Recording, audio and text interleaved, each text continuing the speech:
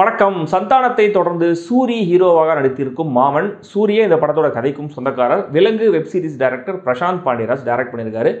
ட்ரெய்லரில் நிறைய நடிகர்கள், பெரிய ஸ்டார் காஸ்ட், கலர்ஃபுல்லான ஃப்ரேம்ஸ், ஃபேமிலி சென்டிமெண்ட் கட் பண்ணி வச்சுருந்தாங்க. அடுத்த கடைக்குட்டி சிங்கம் இதுதாண்டா அப்படின்னு படத்தை பார்க்காமையே பல பேர் ஃபயர் விட்டதை பார்க்க முடிஞ்சது. அண்ட் நம்ம கமெண்ட் செக்ஷனில் என் சோஷியல் மீடியா பேஜஸில் பல பேர் மாமன் ரிவ்யூ எங்கெங்கன்னு இன்னும் கேட்டுட்டு தான் இருக்காங்க. அதுவும் பார்க்கும்போது சரி, கண்டிப்பாக படத்துக்கு ஒரு லெவலில் எதிர்பார்ப்பு இருக்குது அப்படிங்கிறது எனக்கு புரிஞ்சுது.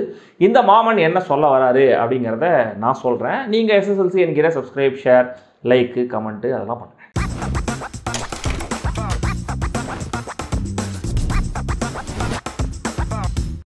மாமன். சூரி அவருடைய அக்கா சுவாசிகா, அம்மா கீதா கைலாசம். சுவாசிகாவுக்கு கல்யாணம் ஆகி 10 வருஷங்கள் முடிஞ்சுமே கூட குழந்தை இல்லை. அவங்க மாமியார் வீட்டில் எப்பவுமே அவங்கள இன்சல்ட்டிங்காகவே நடத்துகிறாங்க. 10 வருஷங்கள் கழிச்சு அவங்களுக்கு ஒரு குழந்தை பிறக்குது.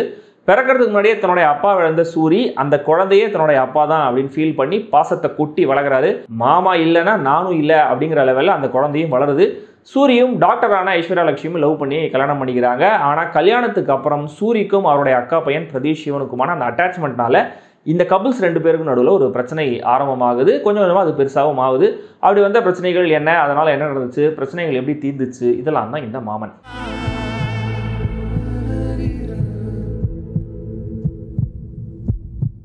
சூரி சென்ட்ரல் கேரக்டரில் நடித்த விடுதலை, கொட்டுக்காளி, கருடன் 3 படங்கள்லையுமே அவரை ரொம்ப சீரியஸாக கொஞ்சம் இன்ட்ரோவர்டான ஆளாக தான் நடிக்க வச்சுருந்தாங்க. இந்த படத்தில் தனக்கான ரோலை அவரே டிசைன் பண்ணியிருக்காரு அப்படிங்கிறதுனால ஒரு ஹாப்பி கோ லக்கி கையா கமர்ஷியல் ஹீரோவாக வலம் வராரு. எல்லா சீன்லையுமே கன்வின்சிங்காக புல் ஆஃப் பண்ணுறாருங்கிறது முக்கியமான விஷயம். அக்காவா சுவாசிகா, லப்பர் பந்தை விட இதில் அவங்களுடைய பர்ஃபார்மன்ஸ் எனக்கு கொஞ்சம் பெட்டராக தெரிஞ்சுது.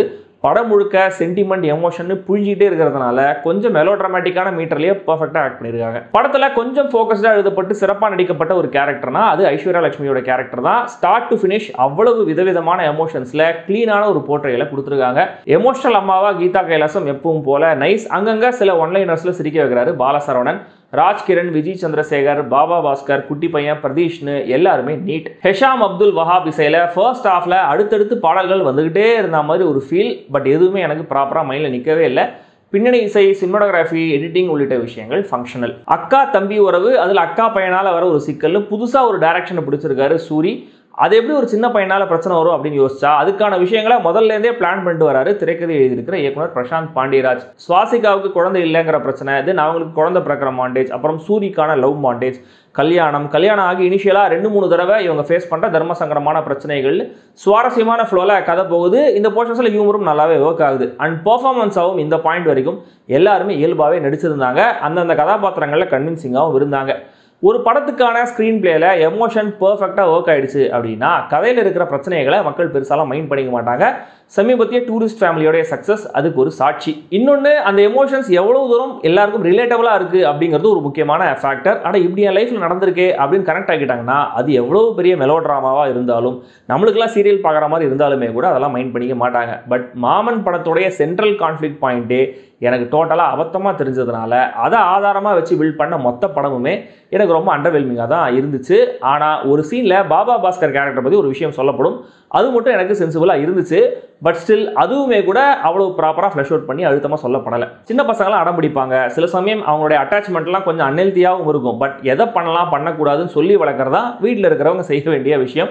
அதுவும் எல்லாத்துக்கும் எஸ் சொல்லாமல் நோ சொல்லியும் வளர்க்கணும் அப்படிங்கிறது ரொம்ப ரொம்ப முக்கியமான விஷயம். ஆனால் டோட்டலாக செல்லம் கொடுத்து ஸ்பாயிலான ஒரு குழந்தை சேட்டை பண்ணும்போது நம்ம வீட்டில் பார்த்தாலும் நம்ம செம்ம காண்டாவும் பயங்கரமாக கோவம் வரும்.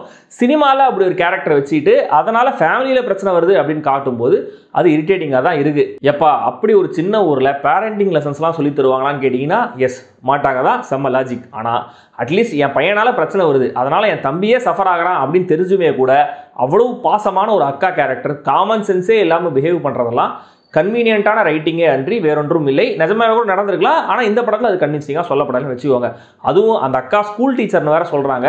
படிப்புக்கும் அறிவுக்கும் சம்மந்தம் இல்லைன்னு சொல்ல வராங்களோ என்னமோ. கொஞ்சம் மெச்சூர்டாக தெரியுற ஐஸ்வர்யாவோட கேரக்டரும் கூட கதைக்கு வாக்கா திடீர்னு கிரேசியாக பிஹேவ் பண்ணுறதெல்லாம் நம்பும்படி இல்லை.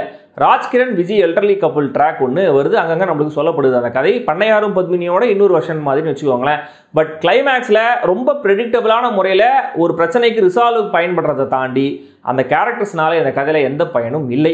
ஒரே ஒரு ஃபங்க்ஷனுக்காக தான் அந்த மொத்த ட்ராக்கு வச்சதுனால அந்த ட்ராக்கோட எமோஷனும் நமக்கு ஒட்ட மாட்டேங்குது. சரி, படத்தோடைய பேரே மாமன். அந்த மாமன் கேரக்டர் ஒழுங்காக எழுதப்பட்டிருக்கான்னு கேட்டிங்கன்னா, அவரும் கதையில் ஒரு ட்ராமா வேணும்ல, நானும் என் இஷ்டத்தை நடந்துப்பேன் அப்படின்ற மாதிரி நடந்துக்கிறாரு. ஒரு கட்டத்தில் என்னடா இது சைக்கோ குடும்பமாக இருக்கேன்னு யோசிக்கிற அளவுக்கு ஒவ்வொருத்தரோட பிஹேவியரும் இருக்குது.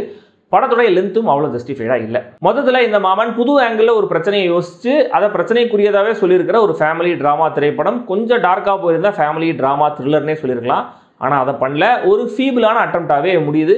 மொக்கையான ஃபேமிலி ட்ராமாக்களையே சன் டிவியில் விஜய் டிவியில் நான் பார்க்குறேன். நல்ல குவாலிட்டியான ப்ரொடக்ஷனில் சினிமாவை வரும்போது தியேட்டரில் பார்க்க மாட்டேனா அப்படின்னு கேட்குறவங்க கண்டிப்பாக ட்ரை பண்ணலாம். படம் இப்போதைக்கு தியேட்டர்ஸில் மட்டுமே ரிலீஸ் ஆகுது.